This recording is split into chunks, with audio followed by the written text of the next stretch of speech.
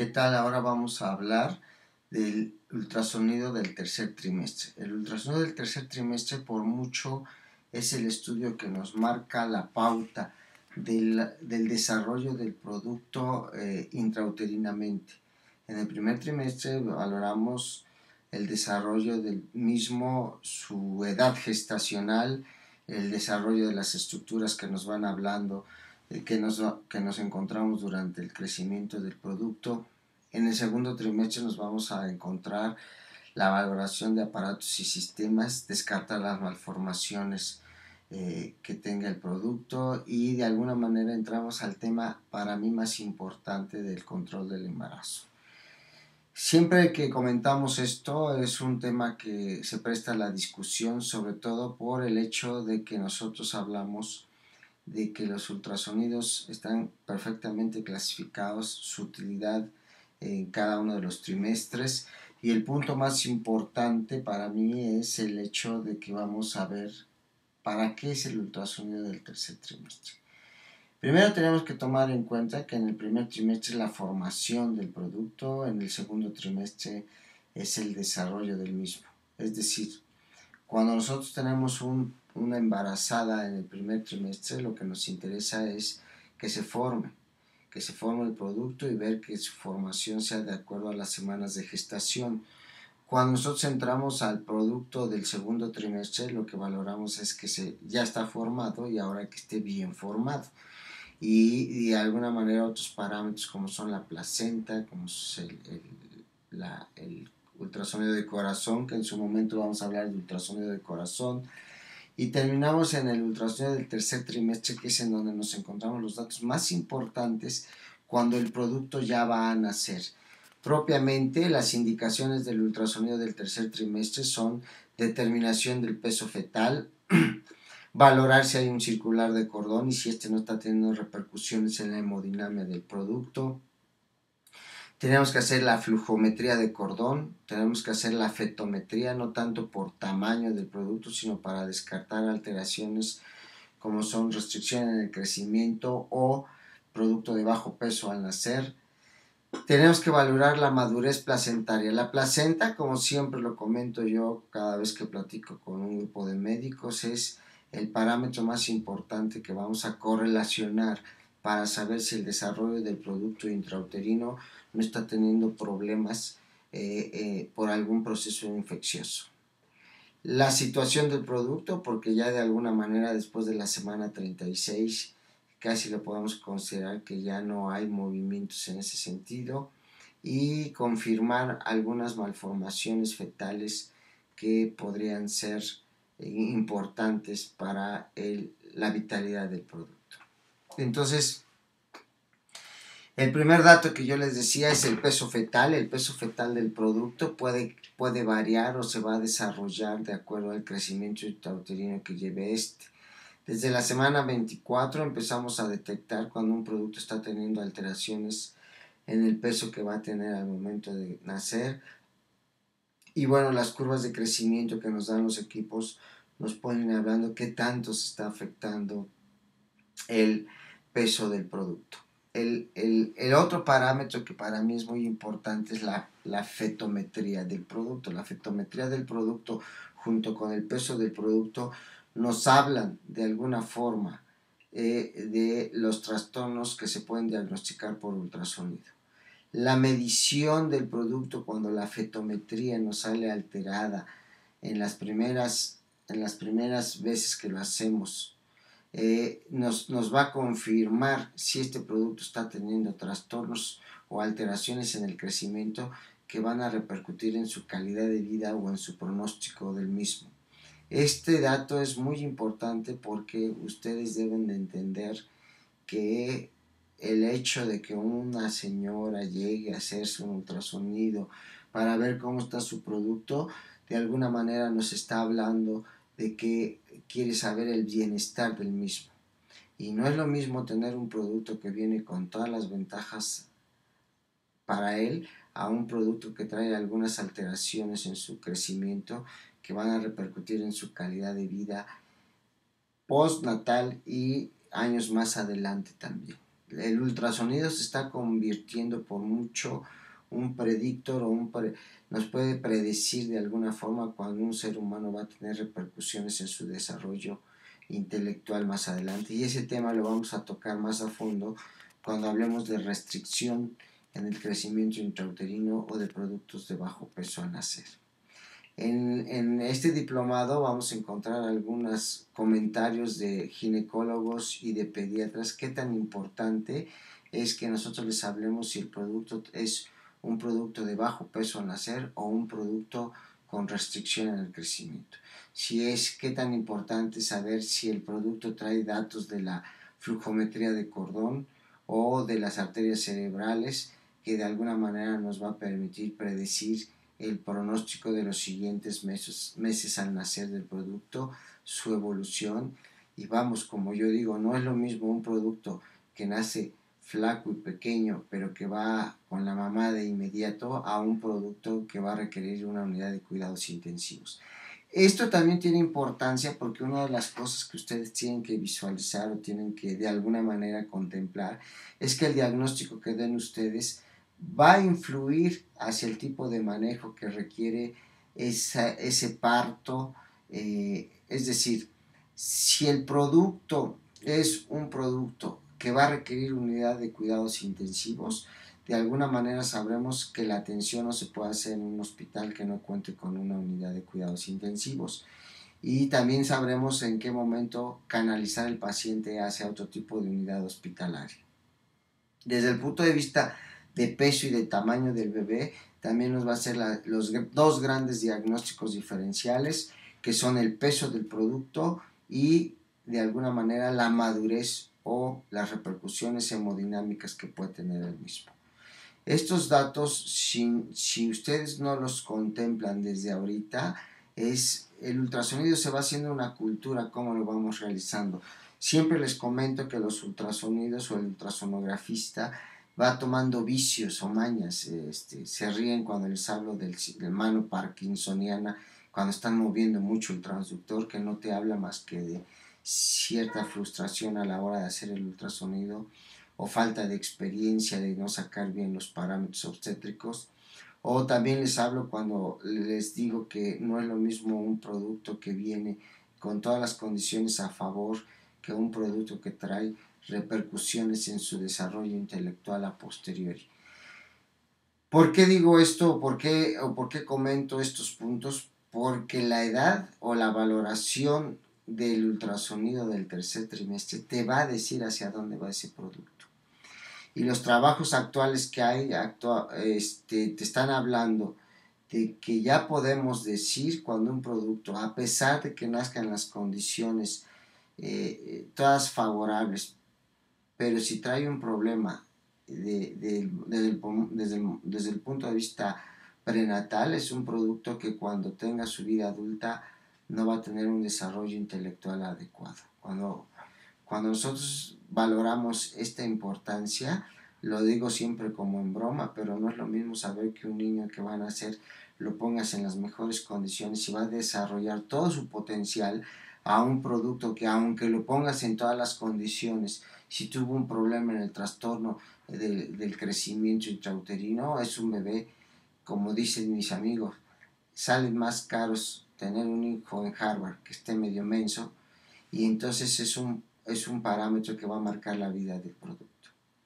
Desde el punto de vista de la medición, les insisto, cuando ustedes tienen una fetometría que la longitud femoral y el diámetro biparietal ya no nos coinciden, tenemos que entrar a la toma del parámetro de circunferencia abdominal para determinar peso fetal. El juego de estos tres parámetros obstétricos nos va a permitir de alguna forma saber si este producto es una restricción en el crecimiento o es un producto de bajo peso al nacer. Estamos hablando exclusivamente del desarrollo del producto. El embarazo gemelar tiene como una de las complicaciones la restricción del crecimiento en el 30% de los gemelares. Entonces, aguas, porque este dato es sumamente importante a la hora de hacer los diagnósticos. De tal forma que la fetometría completa del producto es una regla cuando los parámetros empiezan a ser alterados. Recuerden ustedes que el parámetro que manda después de la semana 24, 26, algunos autores hablan de la 24, la 26 a mí se me hace más confiable en el sentido de más real hacia la clínica, pero bueno, la literatura te habla de la semana 24, ya nos va a poder avisar que el producto tiene un problema en su crecimiento intrauterino. El desarrollo de la placenta junto con los parámetros que estamos comentando, es decir, la fetometría con la madurez placentaria, son parámetros que nos van a dar o nos van a estar indicando cuándo nos vamos a encontrar una patología que va a repercutir en el producto. Esta situación es algo en donde empezamos a hacer los diagnósticos diferenciales más serios que se hacen por ultrasonido. Y el Doppler color tiene un valor a tal grado que les puedo decir que mi punto de vista es que yo no entiendo ultrasonido del tercer trimestre en una fetometría anormal si no lleva flujometría de cordón umbilical, arterias, ahorita vamos a ver las cerebrales y todo lo que es el Doppler en obstetricia. Pero yo no entiendo el ultrasonido del tercer trimestre con cambios en el desarrollo del producto sin Doppler del producto. Desde el punto de vista de qué rol juega el Doppler en el desarrollo o la valoración de la hemodinámica del producto, les tengo que decir que es todo.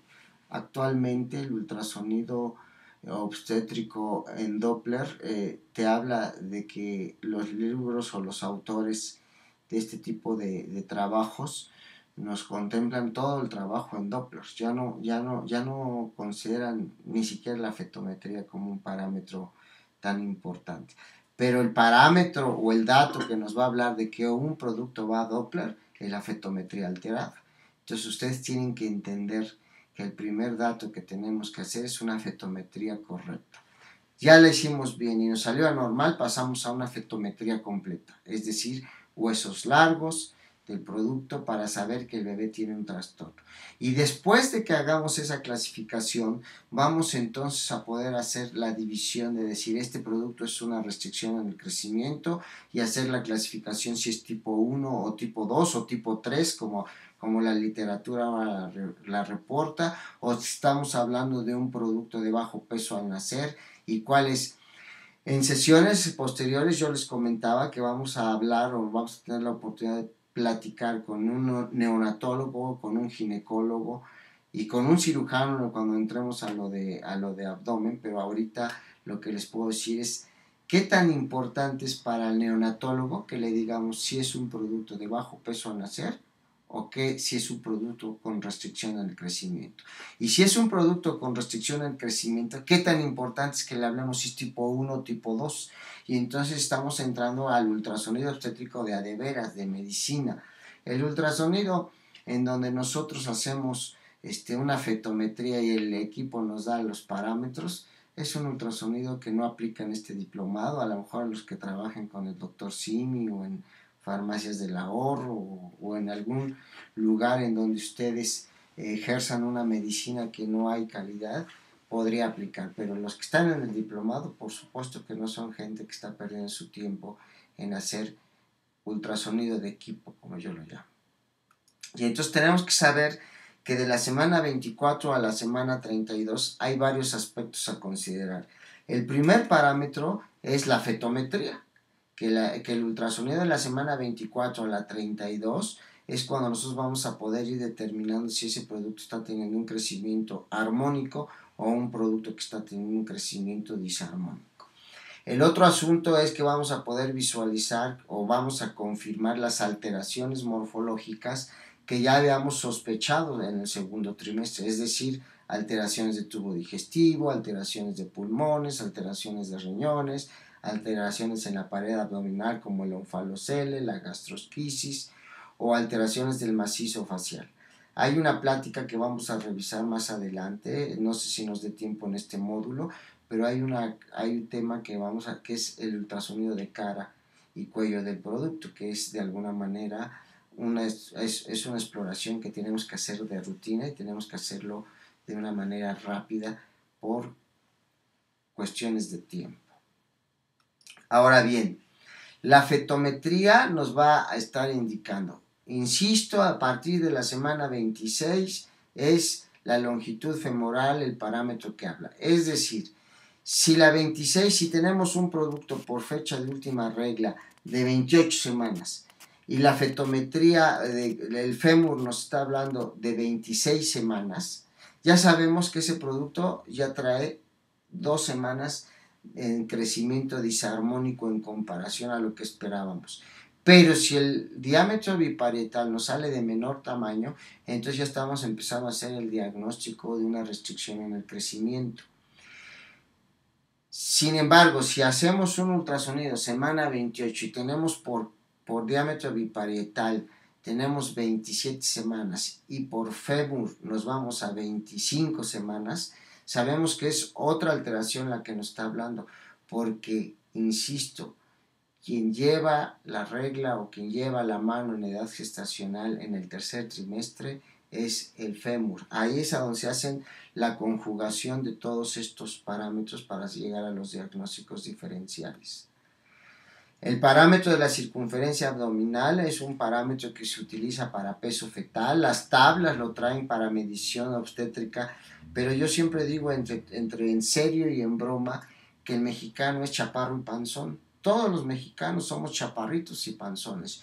Y entonces la experiencia de 20 años haciendo ultrasonido de su servidor me indican que cuando tomo el diámetro, la circunferencia abdominal como un parámetro para hablar de edad gestacional, siempre me sale más alta de lo que en realidad es, porque la circunferencia abdominal en un asunto personal, o sea, mi experiencia es que lo tomo para peso fetal, no para edad gestacional.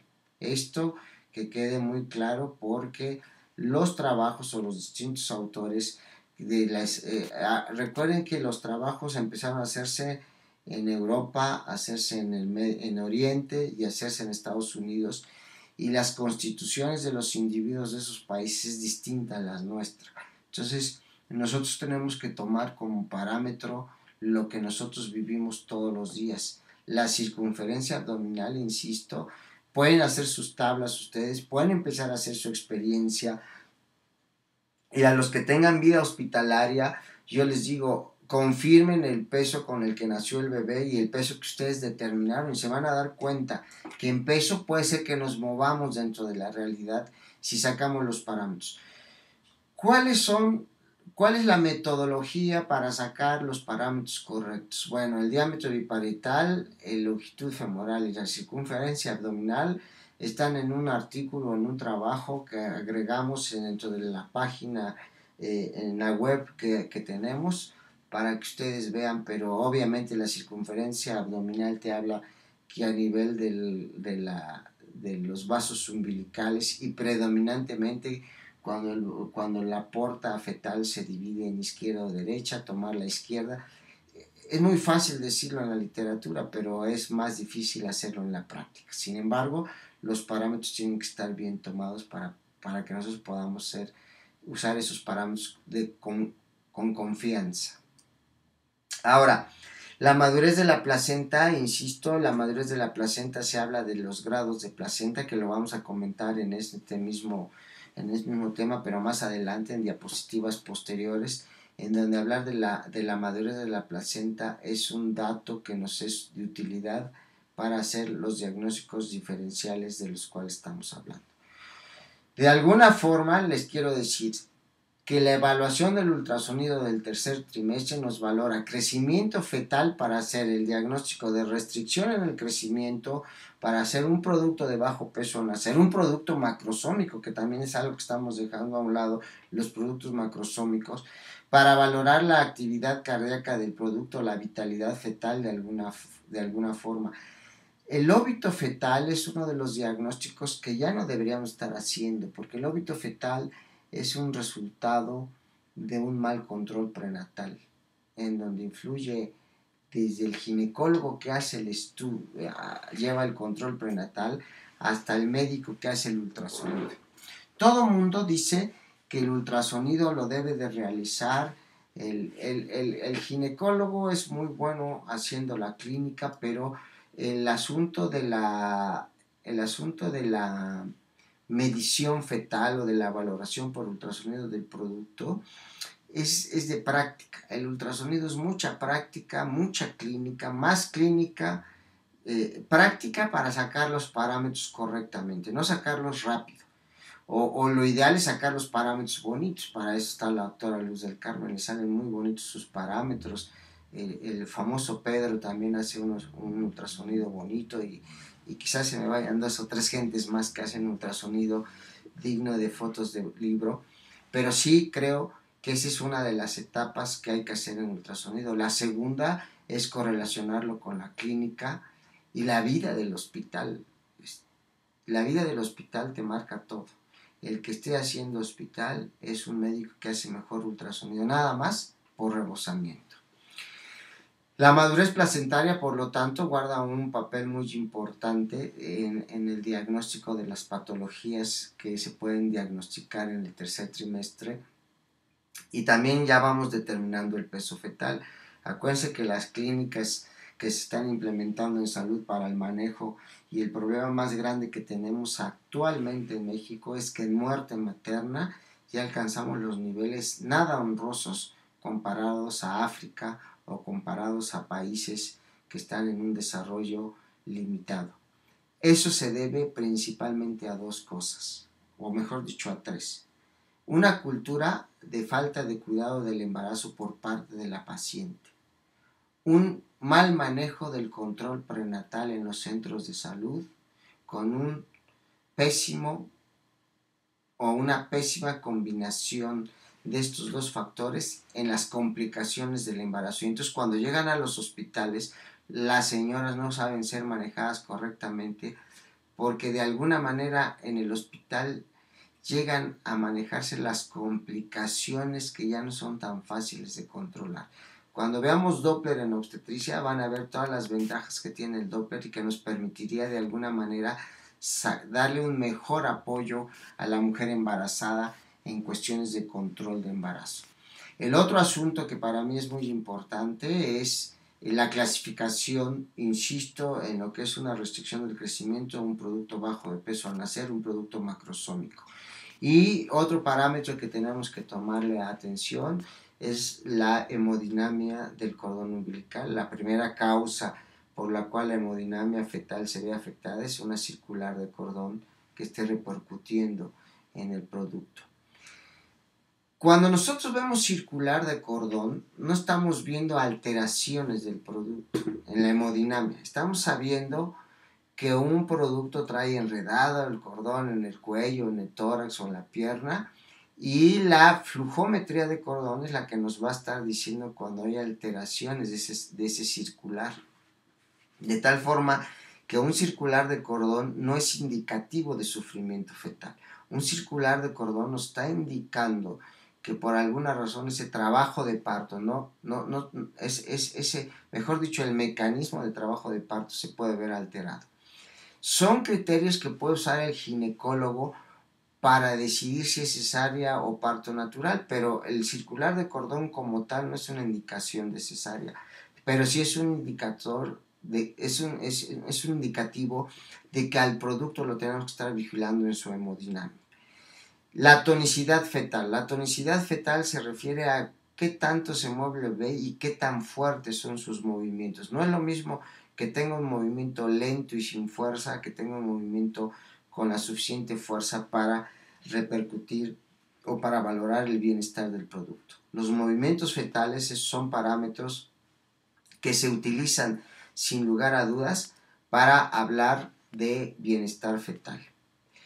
El parámetro de la madurez placentaria. La madurez placentaria, la clasificación que existe está basada en términos de puntos de calcificación que encontramos en la placenta, mas no está hablando de los cambios hemodinámicos en la placenta en relación al producto.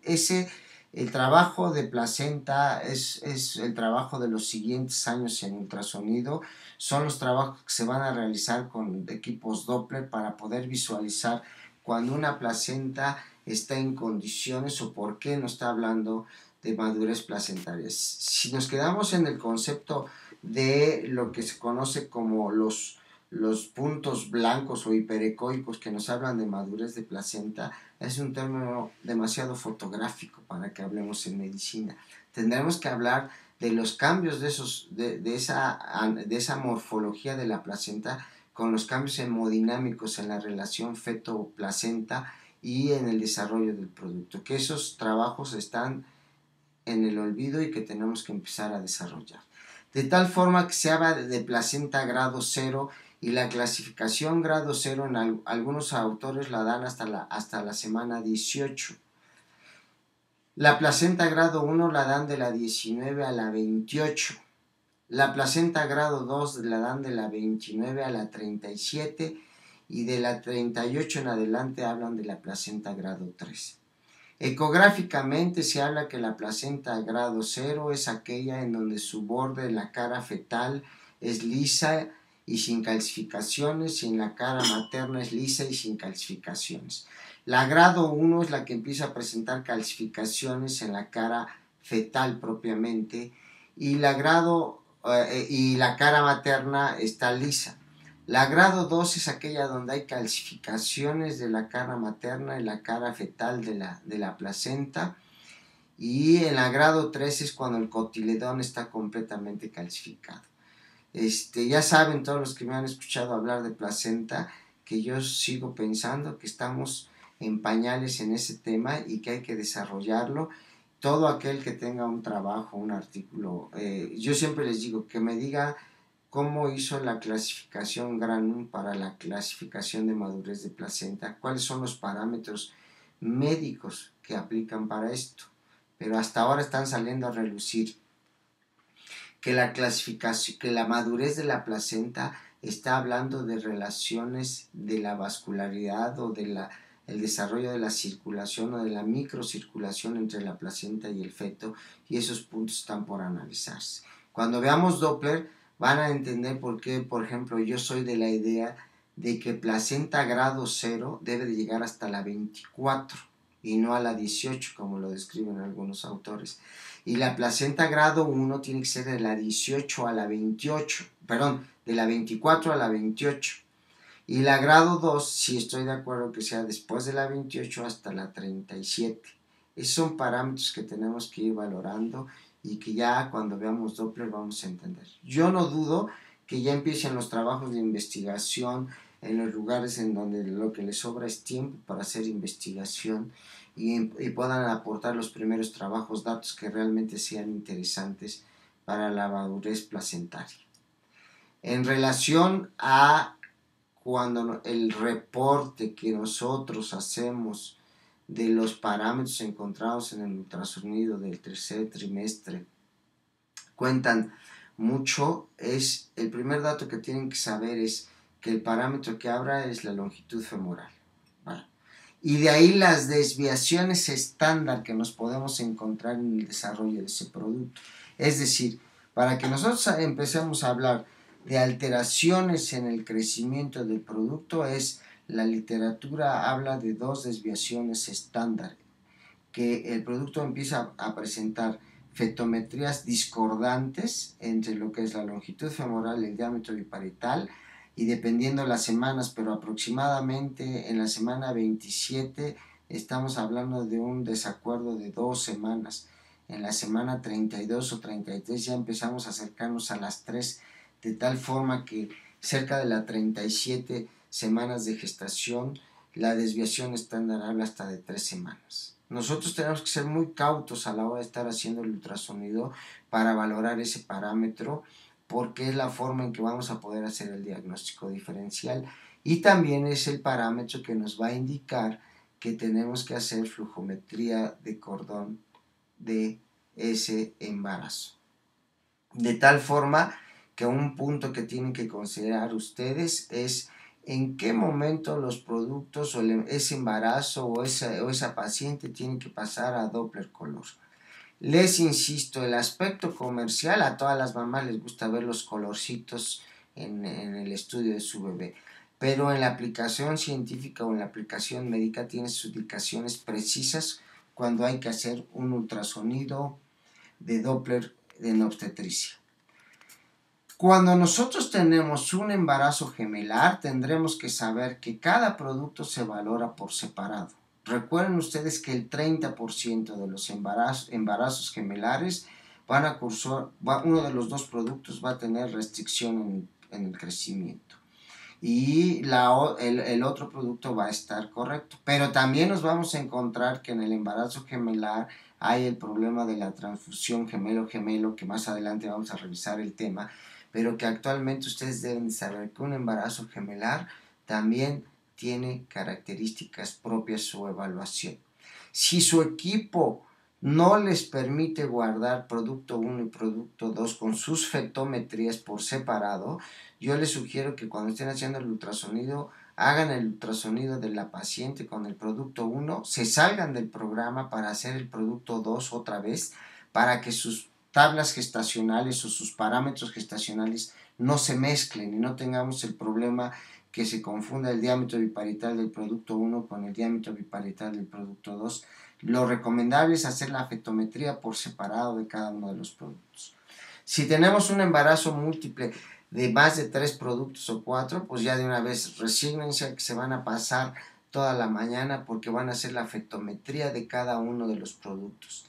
Si su equipo, por error, ustedes ponen los datos del producto 1 y del producto 2 juntos, les van a dar falsos positivos o falsos negativos, porque les puede estar reportando una restricción del crecimiento que no existe, y entonces ese dato lo tienen que estar cuidando mucho ustedes a la hora de hacer el estudio.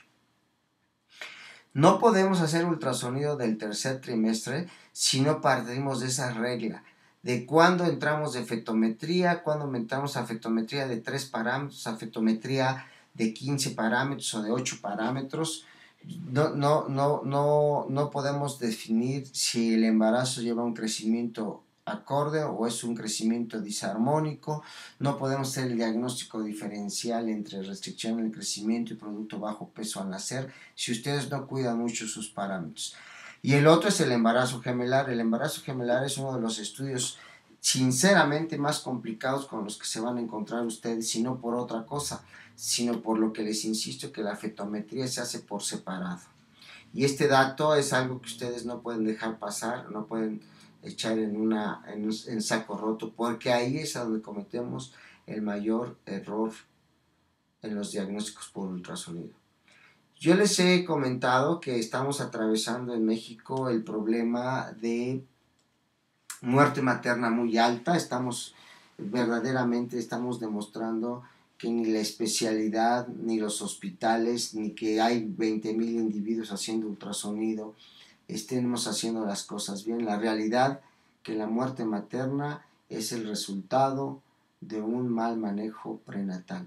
Y en parte ese manejo prenatal inadecuado, los que hacen ultrasonidos son muy responsables de esos diagnósticos equivocados. Entonces, yo los invito a que en el ultrasonido del tercer trimestre sepan hacer la clasificación, sepan hacer cuando van a Doppler color los pacientes o Doppler continuo, sepan cuando estamos presentando cambios que al producto no va a tener problemas al nacer, pero sí va a tener repercusiones a largo plazo, o cuando vamos a tener un producto, porque la restricción en el crecimiento y el producto bajo peso al nacer, en el momento de nacer tienen pronósticos completamente distintos, manejos completamente distintos, y obviamente ustedes deberán entender que el ultrasonografista o el médico radiólogo que hace los estudios mucha culpa tiene cuando no sabe aclarar esto.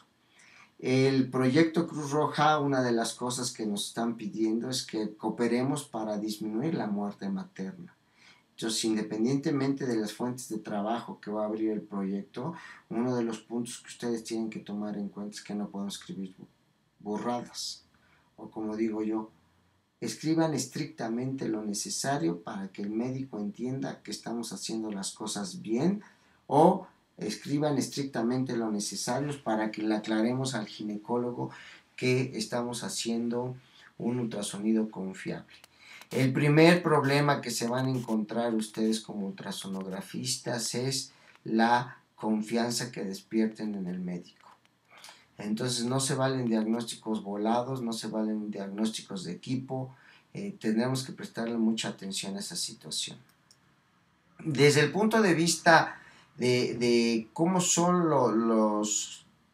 cómo es el ultrasonido del tercer trimestre, la madurez de placentaria, la fetometría son parámetros muy importantes. Esos parámetros nos van a permitir definir si entramos a Doppler en obstetricia o no entramos a Doppler en obstetricia. Todos los ultrasonidos del tercer trimestre tienen su validez, pero no todos van a entrar a Doppler. Y esa es una regla que ustedes tienen que tomar en cuenta. De una manera muy rápida y a manera de brevario, les voy a hacer algunos comentarios. La utilidad del ultrasonido de la semana 5 a la semana 9 de edad gestacional es la más cercana a la real, es decir, nosotros determinamos una edad gestacional entre la quinta semana y la novena semana de vida del producto y es al que más caso le debemos de hacer para edad gestacional, más que al ultrasonido del tercer trimestre. Y en la semana 11 a 14 la translucencia nucal tiene una importancia que ya la hemos comentado en un tema por aparte. Es tan importante que tocamos el punto por aparte y obviamente la valoración en la semana 12 del tubo neural y el desarrollo de las estructuras de lo que es el tubo neural, el polo cefálico y la columna vertebral son el parámetro más importante. Para la semana 16 el desarrollo de hueso nasal y para la semana 24 ya valorar el desarrollo de todas las estructuras fetales, tanto tubo digestivo, músculo esquelético, riñones. En la semana 28 ya podemos valorar perfectamente lo que es la bóveda palatina y ya podemos dar con certeza alteraciones de labio leporino y paladar hendido, que es la patología más frecuente, aunque también podemos visualizar alteraciones del macizo facial como fisuras faciales. Para la semana 36 ya podremos saber si ese producto es un producto con afectaciones en el desarrollo intrauterino, en su crecimiento, con restricciones en el crecimiento y sobre todo también para ver en qué condiciones el producto se encuentra para su nacimiento. Esa es la importancia del ultrasonido.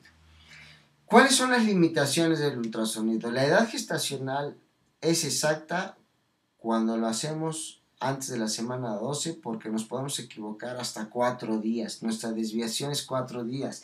Que un bebé nazca en viernes o nazca en lunes no afecta el pronóstico del bebé. Pero que ustedes tomen como edad gestacional el ultrasonido del tercer trimestre, ese sí es un error para edad gestacional. La otra limitación que tiene el ultrasonido son las malformaciones o las alteraciones funcionales de tipo metabólico, como la mucopolisacaridosis o como los productos que vienen diabéticos. Entonces, de alguna manera, tendremos que saber que esos productos no los podemos visualizar por ultrasonido porque nosotros vemos forma, no vemos función. Y un tema muy importante son las alteraciones estructurales o malformaciones del producto. Las implicaciones sociales, culturales, políticas y familiares en el diagnóstico de un producto con malformación in útero tienen muchas responsabilidades y también tienen mucho marco jurídico. Y ustedes saben que en Puebla un producto con el aborto está, o mejor dicho, los legrados están prohibidos en Puebla. Son causa, ya ni quiero decir porque luego se enojan conmigo los religiosos, pero son cosas que no están ayudando al desarrollo de la medicina. Pero más allá de eso, el diagnóstico de una malformación de un producto que al momento de nacer no tenía malformación, lo único que va a generar es desconfianza del paciente y de sus familiares hacia ustedes. Entonces, la implicación social del estudio de ultrasonido en casos de malformaciones es muy importante. Aquí la ética te marca que cuando tú tengas un producto con una malformación es muy conveniente escuchar la segunda opinión. La ley ahora te dice que si tú tienes un producto con una malformación o que tú ves una imagen que te hace pensar en una malformación, lo correcto es que escuches una segunda o una tercera opinión. Y no tiene nada de malo que el paciente vaya. A sugerencia personal yo les diría, díganle al familiar, díganle al paciente, a la paciente, que vaya y que se haga el ultrasonido en otro lado, pero con cierta confiabilidad, no se los vayan a hacer ahí con el doctor Panzón que sale en la televisión, sino que lo vayan a hacer en donde sea confiable el ultrasonido y regresen con ustedes. Eso da más tranquilidad al familiar que el hecho de que ustedes digan, creo que tiene una malformación, pero no le puedo asegurar nada. Los diagnósticos de probable, creo, me parece, son diagnósticos que los deben desaparecer en sus interpretaciones. Eso no ayuda en nada en la medicina y ustedes tienen que ser muy concisos en sus comentarios. Si por alguna razón existiese, como en el caso de un producto con malformaciones, existiese duda, lo más conveniente es escuchar una segunda opinión antes de que poner probable labio leporino. El probable ya no debe de existir en las interpretaciones porque entonces estamos jugando al papel de las vecinitas. Es que dijo fulano de tal y eso no sirve. La medicina tiene que ser seria. Y obviamente uno de los errores más comentados o las limitaciones más comentadas del ultrasonido es la capacidad de hacer ultrasonido del médico ultrasonografista o del radiólogo. Y de antemano les tengo que decir que el diagnóstico o la capacidad para hacer ultrasonido de un médico radica en su experiencia de estar viendo. Cada vez estoy más convencido que el médico que no es especialista en imagenología, es decir, el médico que no es radiólogo, tiene que hacer como requisito para hacer ultrasonido hacer práctica hospitalaria. O sea, sin práctica hospitalaria, el que ha tenido la oportunidad de acompañarme a los hospitales en donde estamos haciendo práctica se habrá dado cuenta que es otro mundo el ultrasonido de consultorio al ultrasonido de hospital. Y esto es importante que ustedes lo tengan en cuenta. Como conclusión, vamos a decir que el ultrasonido del primer trimestre nos sirve para la implantación del saco, para ver la integridad, la vitalidad y empezar a valorar el desarrollo de las regiones del producto. El segundo trimestre es un estudio que nos va a valorar la morfología del producto. Es cuando más fácil vamos a poder diagnosticar una malformación in útero. Es el segundo trimestre, es cuando vamos a valorar mejor las extremidades del producto, cuando vamos a poder visualizar mejor el sexo del producto y el desarrollo del producto en su morfología. Y el tercer trimestre es el que nos va a permitir valorar la madurez del producto y la calidad de producto que vamos a tener, el bebé que van a nacer, en qué condiciones viene y cuántas ventajas trae a su lado como para que al momento de nacer el producto no tenga problemas. Bueno, como conclusión a la valoración del ultrasonido del primero, segundo y tercer trimestre, les tengo que decir que el Doppler lo manejé como módulo aparte porque cuando revisemos el tema se van a dar cuenta que es otra cosa hacer Doppler. En la fetometría o en la valoración de los productos en los distintos trimestres lo divido así porque así lo divide también la literatura, los datos que vamos a encontrar. Y por último les tengo que decir que el módulo de obstetricia y Doppler es todo un módulo que se va a dar en la siguiente sesión, no sale en esta sesión, sale hasta la próxima. Posiblemente en la siguiente sesión lo que ustedes estén viendo son los temas de Doppler en obstetricia, pero va a ser hasta la siguiente, de esta a la que sigue, cuando vamos a comentar Doppler en obstetricia. Con esto damos por cerrado los 3 módulos de ultrasonido obstétrico. Muchas gracias y estamos en contacto.